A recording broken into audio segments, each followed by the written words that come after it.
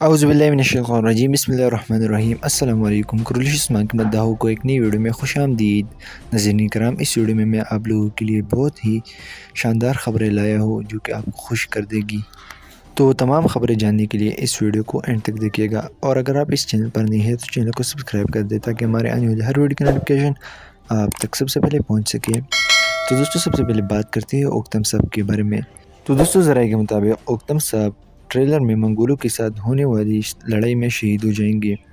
اس کے علاوہ ذرائع سے پتہ چلا ہے کہ اوکتم صاحب کا کردار ادا کرنے والے اداکار نے کرلش عثمان کو چھوڑ کر نئی سیریز یعنی سلطان الپرسلان سیریز کو جوائن کر لیا ہے۔